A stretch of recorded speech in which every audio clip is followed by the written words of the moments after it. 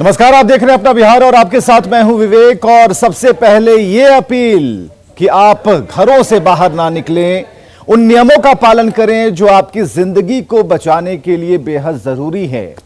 Mask, hand sanitiser, social distancing. लेकिन जो संख्या बढ़ती जा रही है उसके बीच ये अपील है आपसे कि आप घर से बाहर नहीं निकलेंगे और कोरोना को हराएंगे। कोरोना आपकी चौखट पर खड़ा है। अब जरूरी इस बात को लेकर है कि आप खुद पर संयम रखें, नियंत्रण में रखें। चलिए खबरों की शुरुआत करते हैं। पहली खबर है सिवान से, जहां आग लगने से कई एकड़ में लगी फसल नष्ट हो गई। और आग जो है वो हसनपुरा थाना क्षेत्र के पचभिंडा गांव में लगी और तेजी से ये आग फैलती चली गई। लपटें इतनी तेज थीं कि इस पर काबू पाने में बहुत ही मुश्किल हुई, काफी मशक्कत करनी पड़ी। हमारे सहयोगी अभिषेक कुमार ने जायजा लिया है।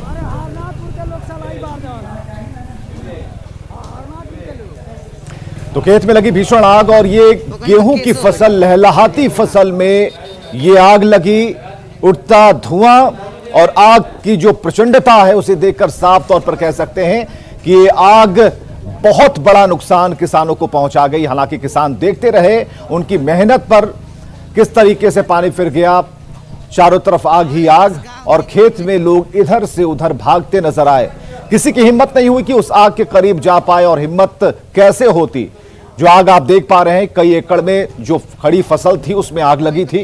पचभिंडा गांव के पास ये आग लगी। हालांकि इस आग पर काबू पाने में घंटों लग गए, काफी मशक्कत करनी पड़ी और अंततः कई एकड़ में लगी फसल जलकर राख हो गई। सिवान से ये खबर हम आपको दिखा रहे हैं। तस्वीरें आप देख पा रहे हैं जहां पचभिंडा गांव में खेत में भीषण आग लगी और खड़ी गेहूं की फसल बर्बाद हो गई।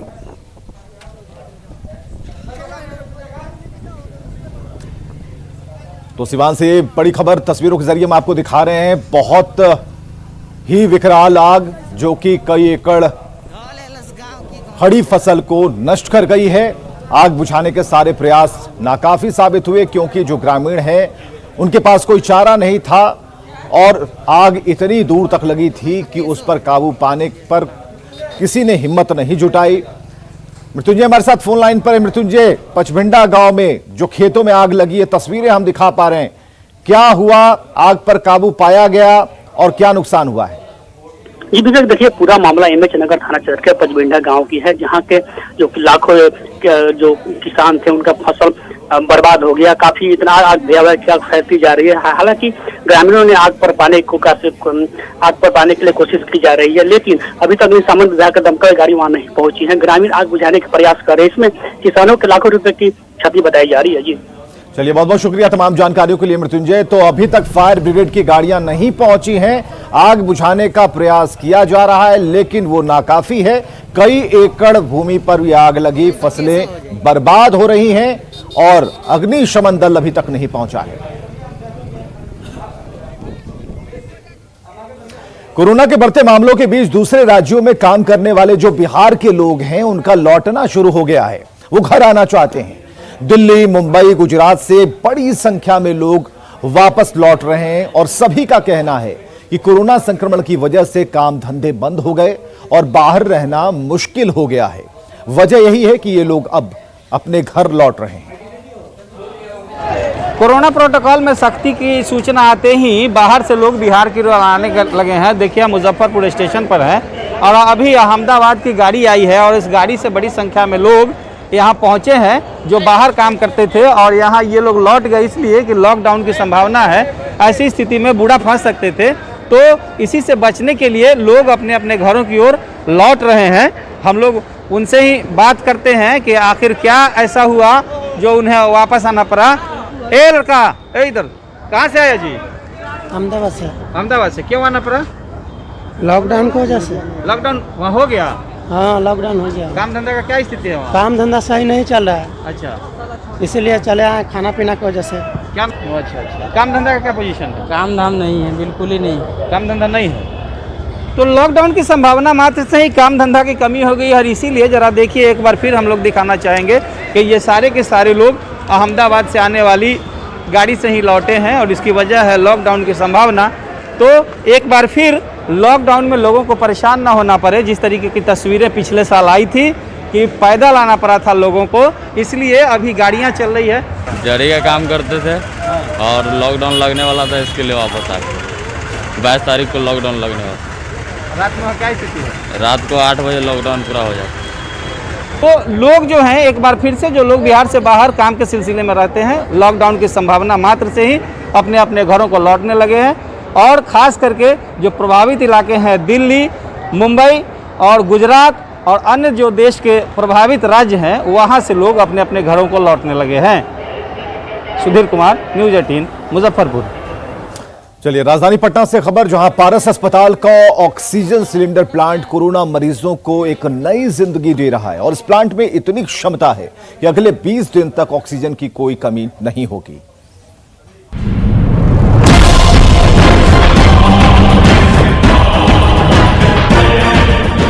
पारस अस्पताल परिसर में खड़ा इस विशाल सिलेंडर में वो जीवनदायी ऑक्सीजन भरा हुआ है जो कोरोना काल में ऑक्सीजन के लिए तड़प रहे मरीजों के लिए किसी वरदान से कम नहीं है।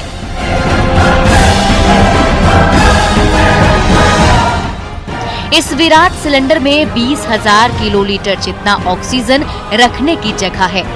रोजाना 1,000 किलोलीटर की भी खपत हो तो ये जंबो सिलेंडर अगले 20 दिनों तक बिना रुके पटना वासियों की सांसों को नई जिंदगी दे सकता है। क्योंकि हमारे पास ये स्टोरेज टैंक है एलएमओ का, 20,000 लीटर का ऑक्सीजन है। मेरी एक दिन की खपत 1,000 रफली होती है, तो रफली अगर ये फुल टैंक होता है तो हम 20 दिन तक आराम से चला देते हैं। पटना के तमाम अस्पतालों के बेड इन दिनों कोरोना मरीजों से फुल हो चुके हैं, लेकिन ऑक्सीजन की इतनी ज्यादा किल्लत हो गई है कि ज्यादातर मरीजों को समय पर ये जीवनदायी हवा मिल ही नहीं पाती, तो कई मरीज ऑक्सीजन का इंतजार करते करते दम तोड़ देते हैं। ऐसे समय में पारस अस्पताल का ये ऑक्सीजन स्टोरेज सिलेंडर बिना थके और बिना रुके अनवरत कोरोना मरीजों को नई जिंदगी दे रहा है। ये पूरा जो है यहाँ से पूरे ऊपर तक जा रहा है ये जी। तो कितने मरीज हैं आपके यहाँ कोविड के? क्या उनको कभी परेशानी नहीं हो रही है? नहीं, अभी कोई परेशानी नहीं है। 60 से ज्यादा हैं और देखिए 2-4 दिन में हम और उसे बढ़ा भी। ये इकलौता विशालकाय ऑक्सीजन सिलेंडर पारस अस्पताल में भर्ती कई कोरोना मरीजों को नई जिंदगी दे रहा है। दूसरे अस्पतालों में भी इसी तरह के स्टोरेज प्लांट लगा दिए जाएं, तो कभी भी कोरोना मरीजों को ऑक्सीजन के लिए तड़पना नहीं पड़ेगा। रजनीश कुमार, न्यूज़ 18, पटना। तो बिहार में ऑक्सीजन सिलेंडर की कई गुना बढ़ी मांग के बीच दरभंगा से सुकून देने वाली एक खबर हम आपको बता रहे हैं। जिला प्रशासन की पहल पर स्वास्थ्य केंद्रों और निजी अस्पतालों को ऑक्सीजन सिलेंडर की अब कोई कमी नहीं होने दी जाएगी। डीएम के निर्देश पर डीएमसीएच में मिनी प्लांट के साथ एक अन्य ऑक्सीजन सप्लाई करने वाले प्राइवेट ऑक्सीजन प्लांट को शुरू कराया गया है, जिससे कि जरूरतमंदों को एक बड़ी राहत पहुंच रही है। के बीच पूरे बिहार में ऑक्सीजन सिलेंडर की बढ़ी डिमांड के बीच दरभंगा जिले के कमतौल थाना क्षेत्र का एक निजी ऑक्सीजन गैस प्लांट स्वास्थ्य महकमे के लिए बड़ी राहत बनकर उभरा है। डीएमसीएच में बढ़ते कोविड मरीजों के बीच बढ़ी ऑक्सीजन सिलेंडर की डिमांड को पूरा करना अस्पताल प्रबंधन के लिए मुश्किल भरा काम था, लेकिन डीएम की पहल पर इस प्राइवेट ऑक्सीजन प्लांट को फौरन गैस आपूर्ति का निर्देश दिया गया है, ताकि मिथिलांचल के इस सबसे बड़े अस्पताल में मरीजों को ऑक्सीजन की कमी किसी हाल में ना हो। उनके पास अपने क्रायोजेनिक टैंक भी है, वो किसी की बात है, अभी बहुत ज़रूरी था, क्योंकि क्रायोजेनिक टैंक के बिना लिक्विड ऑक्सीजन ट्रांसपोर्ट में भी दिक्कत होता। तो ये सबको देखते हुए उनके कैपेसिटी को हम लोगों ने आकलन किया था, हमने खुद भ्रमण किया था और उनका सप्लाई हम लोग सुनिश्चित कराने के लिए हर कदम उठा रहे हैं, हर संभव प्रयास कर। डीएमसीएच में भी एक मिनी प्लांट शुरू किया गया है, जिसमें हर रोज 45 ऑक्सीजन सिलेंडर बनाए जा सकते हैं, इसलिए मरीजों को तत्काल ऑक्सीजन की कोई कमी नहीं होगी। निजी प्लांट के संचालन ने डीएम के प्रयासों की जमकर तारीफ की है। इनके प्लांट से रोजाना करीब 42 ऑक्सीजन के सिलेंडर भरे जा सकते हैं, जबकि आपात स्थिति में तकरीबन 900 सिलेंडर तक भरने की व्यवस्था है। जिला अधिकारी जी आए थे यहाँ पे और यहाँ पे 1-1.5 घंटे तक रहे हैं और यहाँ का पूरी तरीके से निरीक्षण लिया है। यहाँ की कैपेसिटी देखे हैं, कैसे भरा जाता है और यहाँ पे क्या नियम है, क्या गाइडलाइंस है, ये सारा हम लोग को बताया और आदेश दिया है कि सबसे पहले दरभंगा को प्रायोरिटी में हमें देखना है। डीएमसीएच सबसे फर्स्ट प्रायोरिटी में है। जाहिर तौर पर दरभंगा जिला प्रशासन की चुस्ती ने जिले में फिलहाल ऑक्सीजन की समस्या का हल ढूंढ निकाला है। जरूरत है ऐसी ही सक्रियता की ताकि कोरोना के दूसरे दौर के संकट से उबरा जा सके, क्योंकि किसी एक खास चीज की डिमांड यदि आज सबसे ज्यादा है तो वो है ऑक्सीजन सिलेंडर की। दरभंगा से न्यूज़ 18 के लिए विपिन कुमार दास की रिपोर्ट। तो कुल मिलाकर दरभंगा में ऑक्सीजन की कमी नहीं होगी। कटिहार सदर अस्पताल में वेंटिलेटर व्यवस्था कोमा में है और अस्पताल में वेंटिलेटर चालू हालात में है, लेकिन इसका इस्तेमाल नहीं हो पा रहा। दरअसल अस्पताल में वेंटिलेटर को ऑपरेट करने वाले जो एक्सपर्ट कर्मचारी होने चाहिए, उनकी कमी है, जिससे मरीजों को सुविधा नहीं मिल पा रही। कोरोना के दौरान किसी मरीज के लिए एक बेहद अहम जरूरत का चीज वेंटिलेटर सुविधा होता है। राहत की बात यह है कि कटिहार सदर अस्पताल में 4 वेंटिलेटर की व्यवस्था है। आप देख सकते हैं इस तरह का 4 वेंटिलेटर की व्यवस्था है। हालांकि इस रूम तक पहुंचना बेहद मुश्किल है, लेकिन हम लोग आप लोग को जानकारी सही पहुंचाने के लिए यहां तक पहुंचे। इस वेंटिलेटर की यह सुविधा तो है, लेकिन यह वेंटिलेटर लगभग सफेद हाथी बना हुआ है। इसके पीछे जो कारण है ये बताया जा रहा है कि वेंटिलेटर चारों काम कर रहा है, लेकिन इसका जो संचालन होना चाहिए, इसको जो चलाने के लिए जो एक्सपर्ट डॉक्टर या जो एक्सपर्ट टीम होना चाहिए, वो नहीं रहने के कारण यह वेंटिलेटर सुविधा लगभग सफेद हाथी बना हुआ है।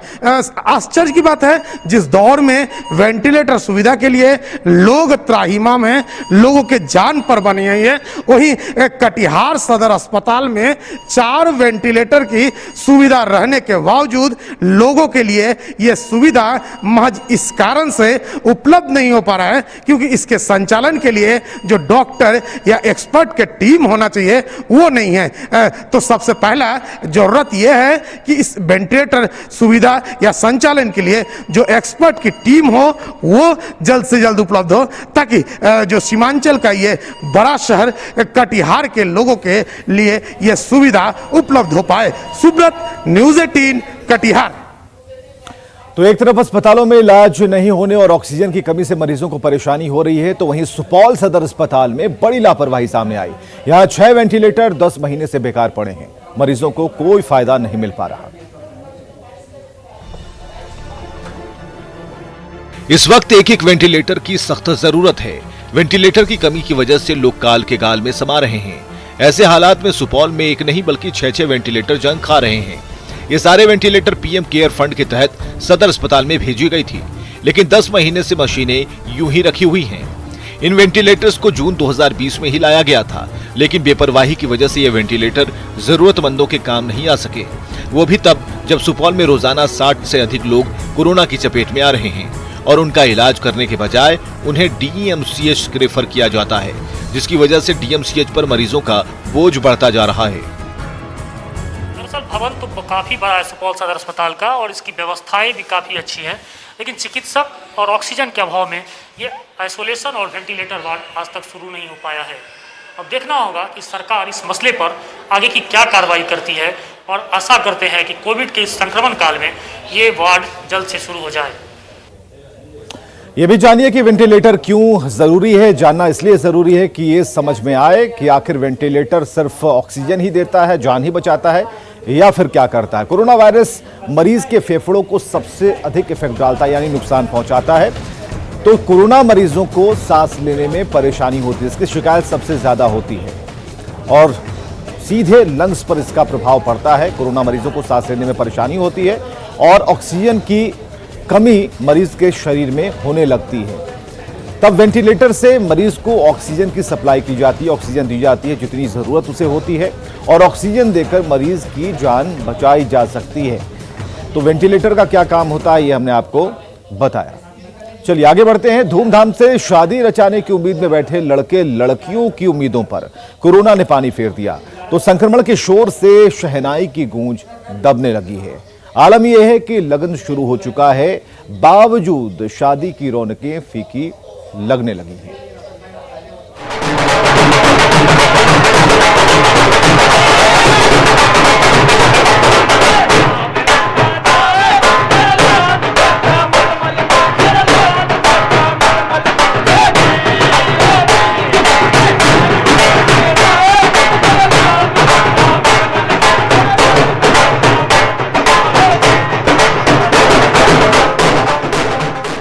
जीवन का सबसे बड़ा उत्सव यानी विवाह, ऐसा पवित्र रिश्ता जब दो जिंदगियां 7 जन्मों तक साथ निभाने का वादा कर एक दूसरे के हो जाते हैं। लेकिन मानो कोरोना ने विवाह की खूबसूरती पर ग्रहण ही लगा दिया है। सारी तैयारियां पूरी करने के बाद अब लड़के लड़की वालों के सामने बड़ा संकट मेहमानों को आमंत्रित करने का है, जिन्हें समझ नहीं आता कि किस रिश्तेदार को बुलाएं और किसे छोड़ दें, क्योंकि शादी समारोह में अब कोविड प्रोटोकॉल का पालन करना जो जरूरी हो गया है। वैसे यहाँ जो मेहमान पहुंचे हैं वे किसी तरह भांगड़े पर थिड़क रहे हैं। मेहमानों ने तो शादी में आने से मना कर दिया, पर वीडियो कॉल के जरिए आशीर्वाद देने में हामी जरूर भरी है। कोरोना काल में शादी तो हो रही है, लेकिन शादी में वो रंग देखने को नहीं मिल रहा है। लोग मजबूरन चंद मेहमान को बुलाकर देख सकते हैं कि किसी तरह से फंक्शन अटेंड करवा रहे हैं। ये तस्वीर राजधानी पटना की है और एक देख सकते हैं कि घर में लोग पहुंचने लगे हैं। आज ही शादी है यहाँ पर और तैयारी चल रही है। ढोल बाजे वाले को ही बुलाया गया है और दिल्ली से देख सकते हैं कि जो बैंड बाजे वाले हैं ये पहुंचे हैं, सज धज कर पहुंचे हैं। कोरोना ने पूरी तरह से एक तरह से खुशियों पर बिल्कुल ब्रेक लगा दिया। सारे रिश्तेदार मेहमान सबको ना कह दिया गया है। ज़्यादा से ज़्यादा लोग नहीं आएंगे, सिर्फ स्पेशली जो यहाँ के कुछ 2-4-10 लोग लोकल हैं बस वही आएंगे। अब पटना के दीघा के सुनील शर्मा को देख लीजिए।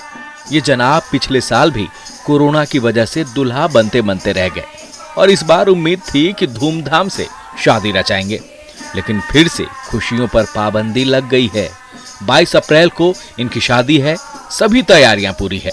डीजे से लेकर पंडाल तक का ऑर्डर, 300 मेहमानों की लिस्ट भी बनी, लेकिन परिवार अब पशुपेश में है। अब अभी जिस तरीके से संक्रमण का जो कहर दिख रहा है, इसको लेकर के जो लिस्ट हम लोग बनाए थे उसका बिल्कुल 1/3 क्या उससे भी कम करती है। कितने लोगों की बुलाने की लगभग हम लोग मात्र 100 आदमी के अंदर ही सोच रहे हैं कि अब जितने हम लोगों का पहले हम लोग का लगभग 1200-1300 आदमी का जो हमारा गेस्ट था, फैमिली था, सब लोग का। इस बार शादी करेंगे? बिल्कुल बिल्कुल, इस बार तो शादी होगी। अब नहीं मानेंगे। क्या नाम हुआ? सुनील कुमार शर्मा। तो ये दुल्हे राजा हैं जो अब नहीं मानेंगे, क्योंकि पिछले बार भी शादी कैंसिल करनी पड़ी थी, लेकिन इस बार जो होगा मेहमान कम ही आएंगे लेकिन शादी करेंगे। चलिए, आप कौन हुए? आप भाभी, दूल्हे की भाभी। अच्छा, तो क्या सब तैयारी चल रही है आपके यहाँ? पहले जो प्लानिंग थी उसमें कुछ कटौती की होगी? हाँ जी, कम तो हो गया है पहले से। बहुत लोग नहीं आ रहे हैं, ऐसा ही कुछ। अब आपको लिए चलते हैं कंकड़बाग के स्वाति के घर, जिसकी शादी 2 मई को होने वाली है। शादी को लेकर लड़की और परिवार वालों के बड़े अरमान थे, लेकिन अब रौनक नहीं दिख रही। परिवार वाले परेशान हैं। मेरा नाम स्वाति है और कोरोना के कारण बहुत सारे गेस्ट हैं जिनको हम लोग कार्ड नहीं भेज पाए हैं और दुकान जो है वो 7 ही बजे बंद हो जा रही है। मेरे शॉपिंग ढंग से नहीं हो पाई हैं अभी तक, और परिवार के लोग भी कुछ आ रहे हैं, कुछ नहीं आ पा रहे हैं कोरोना के कारण। जाहिर है, चाहे बेटी की शादी हो या बेटे की, हर किसी के बड़े सपने होते हैं, तो मेहमानों को भी शरीक होने का इंतजार रहता है। लेकिन इस महामारी ने शादी की रौनकें जहां छीन ली है, वहीं कई परिवारों की खुशियां पर भी एक तरह से ब्रेक लगा दिया है। न्यूज़ 18 के लिए पटना से रजनीश कुमार की रिपोर्ट।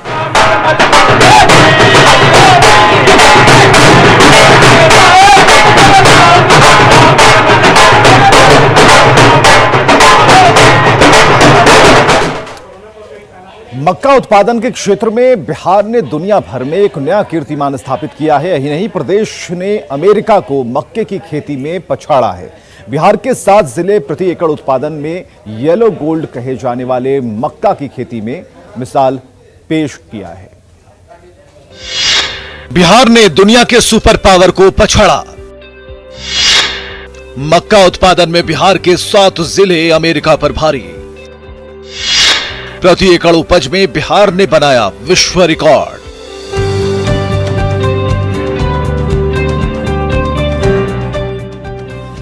बिहार के 7 जिलों ने मक्का उत्पादन में अमेरिका को पीछे छोड़ दिया है। जो अभी तक विश्व में सबसे अधिक मक्के का उत्पादन करते थे, अभी तक अमेरिका के उन इलाकों में सबसे अधिक 48 क्विंटल प्रति एकड़ का उत्पादन दर था।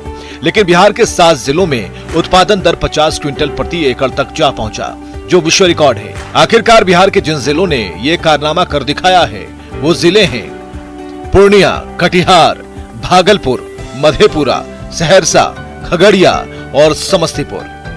जाहिर तौर पर ये जिले मक्का उत्पादक के रूप में देश के मानचित्र पर उभर आए हैं। साल 2016 में बिहार को मक्के के सर्वश्रेष्ठ उत्पादक राज्य के तौर पर कृषि कर्मण पुरस्कार मिल चुका है। बिहार के 7 जिलों में सबसे अधिक मक्का उत्पादन करने वाले जिले में खगड़िया भी शामिल है। यहाँ के किसान अपने खेतों में प्रति एकड़ 50 क्विंटल से अधिक मक्के की पैदावार कर नया कीर्तिमान स्थापित कर चुके हैं। खेतों में लहलहाते मक्के की फसल और इसके रिकॉर्ड उत्पादन ने किसानों के चेहरे पर खुशी ला दी है। नए बीज के प्रयोग से मक्के का उत्पादन बेहतरीन हो पाया है। कृषि जानकारों की माने तो 7 नदियों से घिरा होने के चलते खगड़िया की मिट्टी बेहद उपजाऊ है। हालांकि बेहतर उत्पादन के बावजूद किसानों को मुनाफा बेहतर नहीं मिल पाता। किसानों को उसका वाजिब जो मूल्य होना चाहिए, अभी सरकार 1860 रुपये क्विंटल प्रति वर्ष आती है, अगले साल था प्रति क्विंटल, और अभी उसका दाम 85 रुपया या 75 रुपया बढ़ा करके 1900 कुछ रुपया हो गया है। लेकिन दुर्भाग्य की बात है कि सरकार के द्वारा चूँकि कई पत्र मैंने केंद्र सरकार को लिखा था, तो उसमें लिखा गया है कि राज्य सरकार की तरफ से खरीद का कोई व्यवस्था या प्रपोजल नहीं दिया गया।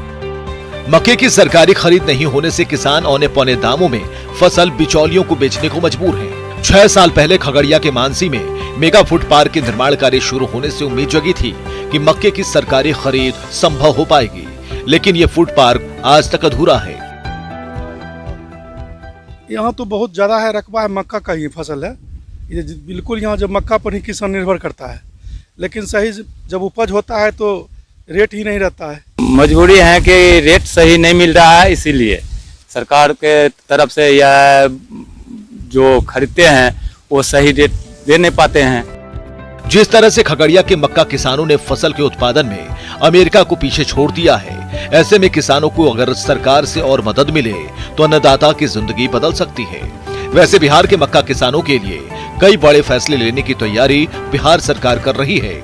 इसके तहत मक्के का भी एमएसपी रेट तय करने पर जोर,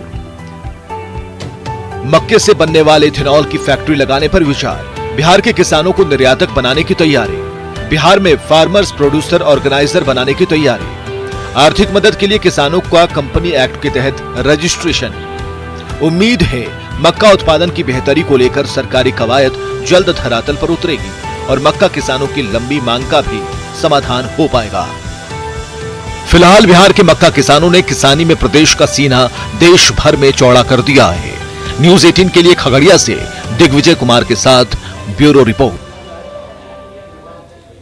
और आगे देखिए जोहार झारखंड।